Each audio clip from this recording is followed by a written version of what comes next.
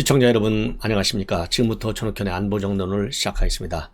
이번 시간 첫 번째 뉴스는요, 이 김기현 공동선대위원장 그야말로 투표율만 높이면요 계양을 제주을 반드시 다 승리할 수 있다. 그래서 7개 이 보궐선거 지역에서 전승할 수 있다. 그러니 투표장에 나가달라, 이러한 입장문을 내놨습니다. 그래서요 지금 현재 원래 국민의힘 소속이었던 4군데는 당연히 다 안정적으로 당선될 것이고, 그 다음에 민주당이 그동안에 선정을 했던 3자리에서도 우리 후보들이 굉장히 선전하고 있어서 투표율만 높으면 충분히 당선될 수 있다, 이러한 전망을 내놓고 있습니다. 그러니까 지금 문제가 되는 데가, 민주당이 잡고 있는 데가 계양을하고요, 원주, 갑, 제주을이거든요. 여기는 이제 통상적으로 우리 국민의힘이 좀 열세인 지역인데, 이번에 지금 우리가 우세한 상황으로 지금 돌아가고 있다. 그래서 계양을에서도 윤영선 후보가 이재명을 굉장히 많이 지금 따라붙고 있고, 또 더 우세한 경우도 나오고 있다. 제주을 같은 경우도 마찬가지다. 그래서 현장 분위기가요, 두 군데 다 굉장히 좋다, 이렇게 입장을 내놨어요. 그리고 수도권과 중부권을 포함해서 상당수 지역에서 박빙이고 100표에서 200표 이 정도로 근소한 차이로 아슬아슬한 승부가 될 것이다. 그리고요, 절대 다수의 지방정부하고 그 다음에 지방의회를 민주당이 장악하고 있기 때문에 조직상으로 우리 국민님이 굉장히 어려움을 겪고 있고, 그러다 보니까 마지막까지 진땀 승부가 예상이 된다. 그래서 이 지지층들이요, 적극적으로 좀 투표를 하셔야 된다, 이렇게 당부하고 있고요. 그리고 김은혜 후보의 재산 축소 신고 의혹과 관련해서는요, 이 법에 따르면은 이 과실범을 처벌하지 않는다, 고의범만 처벌하게 되어 있기 때문에 이 16억 정도의 차이가 생긴 거, 이거를 고의적으로 그렇게 했을 리는 없다. 그리고요, AI 윤석열 이와 관련해서 이 탄핵감이다, 이렇게 박지원 비대위원장이 주장하고 있는데요, 이거는 본인이 그만큼 입지가 굉장히 어렵기 때문에 충성을 보이기 위해서 당한테 과도하게 행보를 하는 것이다, 이렇게 해석을 하고 있고, 특별감찰관제 설치와 관련해서는요, 당연히 법대로 임명을 해야 되고, 대통령실하고 그리고 윤핵관하고 이견이 있는 것처럼 하는 것은 이건 잘못된 것이다. 윤핵관하고는 아무 상관이 없다. 그리고 대통령이 지시한 것도 아닌 것을 무슨 갈등이 있는 것처럼 윤핵관 운운하는 것은 매우 틀린 것이고 바람직하지도 않다. 이러한 입장을 내놨습니다. 자, 참고적으로 말이죠, 이 특별감찰관 제도 문제와 관련해서는 이미 윤석열 대통령이 내가 서운하다, 그건 뭐 내가 후보 때부터 충분하게 설명해 왔는데 내가 왜 이걸 없애느냐, 없애는 것은 법치주의를 무너뜨리는 것이다. 그래서 국회가 여야 합의하에 후보를 추천해 오면 나는 그들을 임명한다, 이것이 윤석열 대통령의 생각이고요. 자, 그 과정에서 이 권성동, 그 다음에 장제원, 이 두 분이 한마디씩 했죠. 이 권성동 원내대표는 본래 임명하게 돼 있는데 문재인 정부가 지난 5년간에 임명하지 않아서 우리 국민의힘에서도 많이 비판해 왔다. 따라서 선거가 끝나면은 여야 합의로 추천 절차대로 이 논의를 진행할 예정이다, 이렇게 입장을 밝힌 바 있어요. 그리고 장제원 의원도 윤석열 대통령은 그야말로 대통령 친인척이라든가 수석비서관 이상 고위직에 대한 감찰은 그 어느 정권보다도 엄격하게 이루어져야 한다라고 생각하는 분이다, 이렇게 소개하면서 단 한 번의 실수도 용납되지 않는 것이 바로 대통령실이고, 그런 점에서 대통령실의 분발을 기대한다. 그래서요, 대통령실에서 이러한 언급을 한 것 자체에 대해서 상당히 강하게 비판적 입장을 내놓은 바 있습니다. 자, 그리고요, 그러다 보니까 이제 민주당 5년 내내 특별감찰관을 아예 그냥 임명을 하지 않고 버텼잖아요. 그도 그럴 수밖에 없는 것이, 이 사람들은 그러니까 정부가 들었을 때부터 뭔가 비리를 저지르려고 작심하지 않았으면 그게 가능하겠어요? 그런데 뭐 우연인지 기연인지 기획인지 하여튼 뭐 월성 원전 사건, 그 다음에 울산시장 사건, 김학의 사건 등등이 벌어졌지만은요, 이 감찰관이 없다 보니까 전혀 내부에서 이 관련 문제를 다루지 못했어요. 그러한 비판적 시각이 굉장하고, 이런 비판적 시각 때문에 윤석열 대통령은 이 경선 때부터 계속해서 나는 특별감찰관을 두겠다라고 얘기했어요. 그런데 이러한 민주당이 말이죠, 자기네는 5년 내내 특별감찰관에 대해서 단 한마디도 언급을 안 했어요. 이 정도로 뻔뻔스럽고 내로남불을 해온 정권인데, 이 민주당 의원들이 바로 어제 용산역에서 기자회견을 열었어요. 자, 왜 하필이면 용산역에서 엽니까? 집무실이 용산에 있잖아요. 그리고 용산역에 오가는 손님들이 얼마나 많아요? 이게 바로 선동정치예요. 이게 선동정치고 국민을 혼란에 빠뜨리는 정치 행위다. 잘못된 정책이다. 저는 그렇게 봅니다. 자, 용산역에서 모여가지고 이 말이죠. 이 특별감찰관제 이거 반드시 빨리 만들어라. 그러면서요. 윤석열 정부가 용산 이전부터 시작해서 친인척 비리를 감시하는 특별감찰관제 폐지에 이르기까지 독주하고 있다. 대표공학은 파기되고 대통령 가족감찰은 최측근에 넘어가는 측근 비호체계 구축 음모가 시작됐다. 이거 자체가 말이 안 맞는 거예요. 이미 이 지금 용산역 기자회견은요. 어제 했잖아요. 그런데 이미 지난 30일 날 바로 이 보도가 나오니까 바로 윤석열 대통령 무슨 소리냐. 국회에서 후보만 추천해. 나는 임명할 거야. 라고 밝혔는데 그런 얘기는 쏙 빼고 말이죠. 쏙 빼고 이렇게 측근 비호체계 구축 음모가 시작됐다. 이런 식으로 지금 여론을 왜곡 호도하고 있어요. 예. 이게 지금 민주당의 내로남불입니다. 자, 그래서 지금 이 언론에서도요. 야, 이게 민주당 왜 바로 임명하라? 이게 5년 내내 펴놓고 말이 안 된다. 이런 비판적 기사가 실리고 있는 상황입니다. 자, 이번에는 말이죠.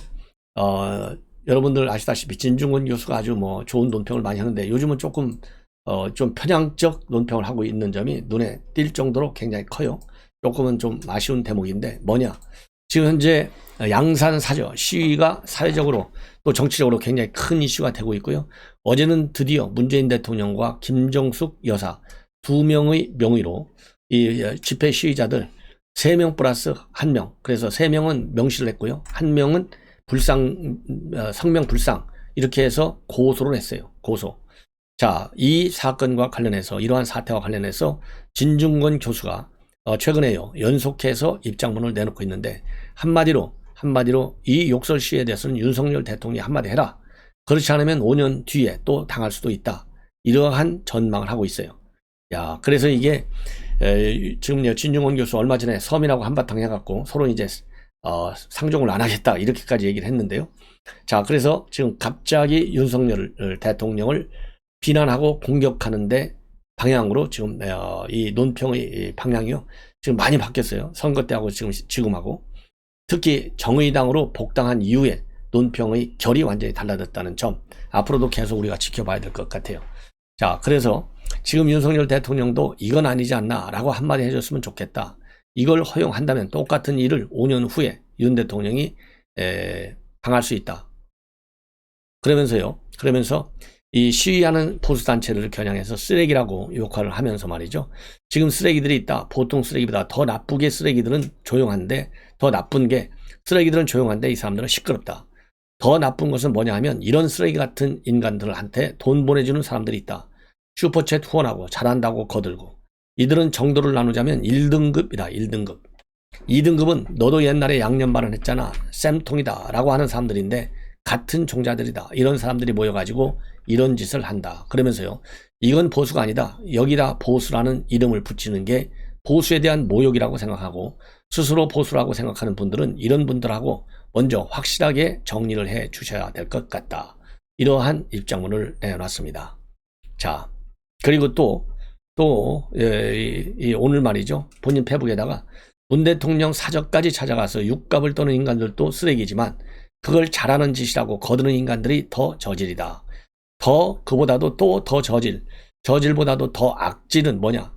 그거 보고 말리기는커녕 너도 양념종 당해봐라 하며 방조하는 인간들인데 5년 후에 윤 대통령도 똑같이 당할 것이다. 아, 이건 좀 심하지 않습니까? 예. 자, 이렇게 되니까요. 저도 이 진중권 교수 좀 맛이 가지 않았나 이런 생각이 드는데 바로 신평 변호사가 한마디 또 하고 있어요. 여기에 대해서. 이거 문재인 대통령 때는 있었던 그 문제 때문이다. 뭐냐? 문재인 대통령이 팬덤 정치만에만 사로잡혀간 것 아니었느냐? 이러면서 비판을 하고 있어요. 참고적으로 MB 대통령 때도 2017년도 이 가을서부터 4달간에 거쳐서 MB 사저 앞에서요. 구속시켜라. 온갖 난리를 쳤잖아요. 그럼에도 불구하고 주변 시민들 제대로 이 집단 의사를 표명한 적이 없어요. 지금 양산하고 달리. 물론 그게 좋다 나쁘다를 떠나서 말이죠. 이게 민주당의 이율 배반적 행태인 겁니다. 그걸 제가 지적하고 싶어요. 박영선 이런 사람들 그때 난리를 쳤다는 거 아니에요? 시위 현장 가서. 네. 그런데 지금 양산 사저에 가서는 우리 국민의힘에서는요. 이준석, 윤상현 이런 사람들 이거 좋지 않다. 이렇게까지 얘기하지 않습니까? 우리가 진일보한 대응을 하고 있는 것이죠. 자, 그래서 신평 변호사는 뭐라고 이야기하고 있느냐? 제목이 말이죠. 문재인 정부의 음울한 유산. 이러한 제목으로 지금 비판문을 쓰고 있습니다. 자, 뭐라고 썼느냐? 문재인 정부의 음울한 유산인데, 진중권 교수, 이 음울한 유산이 뭐예요? 무슨 유산이에요? 이게 팬덤 유산이에요. 팬덤 정치. 진중권 교수는 평소 탁월한 감각으로 사회 문제들을 지적하고 그 원인을 정확하게 찾아냈지만 이번에는 틀린 것 같다. 문 대통령 사저까지 찾아가 육갑을 떠는 인간들도 쓰레기지만 그걸 잘하는 짓이라고 거두는 인간들이 더 저질이다. 그 저질보다 더 악질은 그거 보고 말리기는커녕 너도 양점종 당해보라 하며 방조하는 인간들이라고 이 페이스북에 썼잖아요. 이걸 가지고서 지금 조금 전에 제가 보도한 이걸 가지고 신평 변호사가 비판하는 거예요.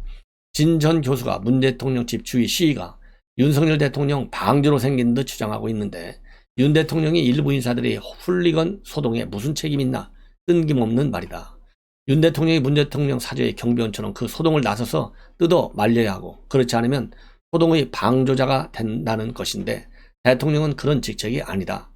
문 전 대통령이 받고 있는 심리적 스트레스가 한계치를 넘었음을 잘 알 수 있고 그 심정을 이해하는데 이 모든 일의 시원에는 문 전 대통령의 무책임한 팬덤 정치 편승과 방치 그리고 조장이 있었다는 사실이 보이지 않냐. 그러면서요. 문 대통령 집 주위에서 떠드는 이들의 잘못은 분명하다. 하지만 이는 바로 문 대통령 정부가 남긴 음울한 유산의 하나다. 이렇게 비판하고 있습니다. 그러면서요. 문 전 대통령 쪽 훌리건들이 저지르는 난폭한 행보는 훨씬 더 광범했고 집 주위에 몰려든 훌리건을 엄청난 혐의로 고소하기 전에 이 모든 일이 자신의 판단 잘못으로 생긴 점을 솔직히 인정하고 이제라도 이를 사과 국민 통합을 호소하면 좋겠다. 신평 변호사의 이러한 진중권 교수에 대한 이 반박문 여러분들도 아마도 많이 공감하시리라 이렇게 믿습니다. 자, 이번에는 말이죠. 거의 비슷한 얘기인데요. 이 진보 좌파들의 참 이상현상 이거를 갖다가 이 선우정 논설 우연이죠. 조선일보 선우정 칼럼에서 지적하고 있어요. 86 운동권이 만든 황금 송아지. 이거 잘못된 송아지죠. 황금 운동권. 86 운동권. 그래서 이 황금 송아지를 깨야 돼.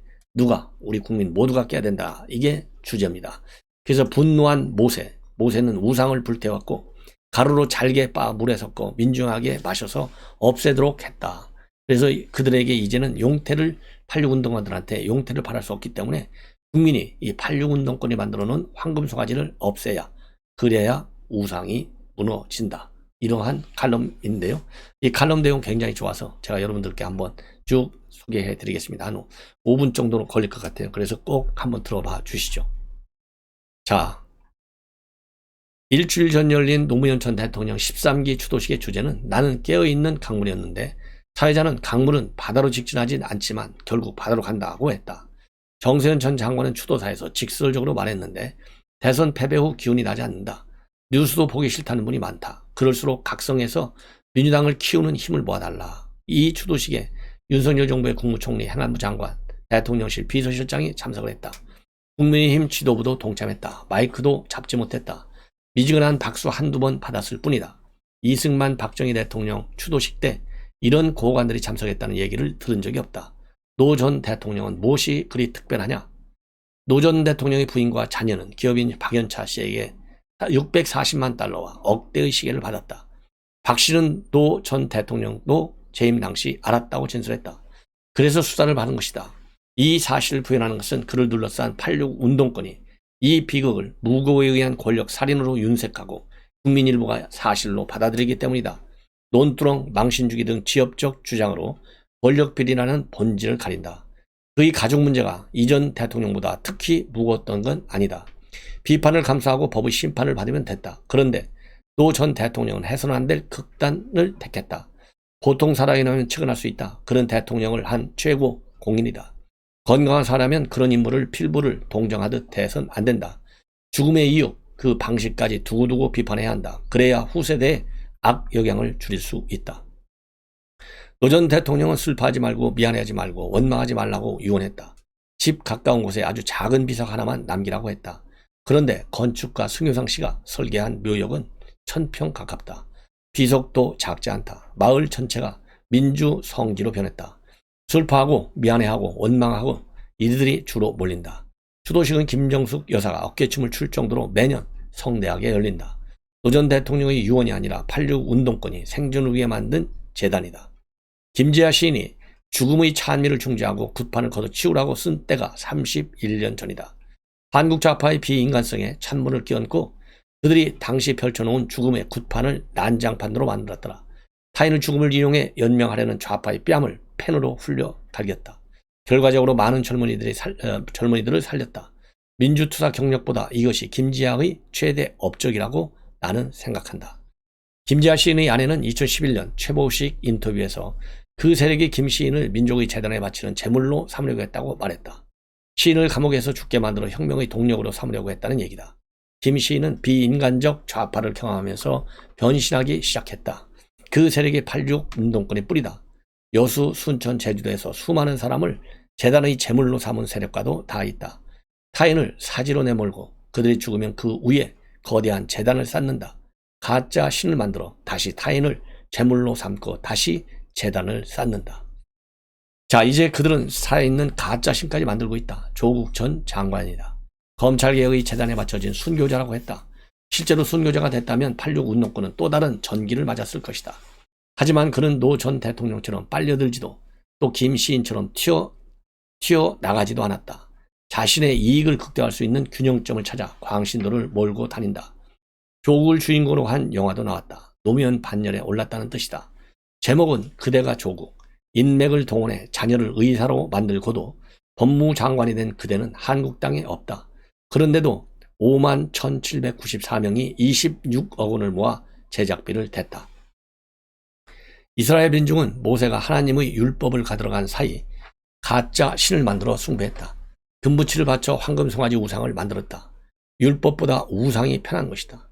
한국 사회는 불편하고 힘들었지만 최고 권력자의 비리를 심판하면서 법을 어기면 처벌받는다는 명제를 불변의 법칙으로 만들어 왔다.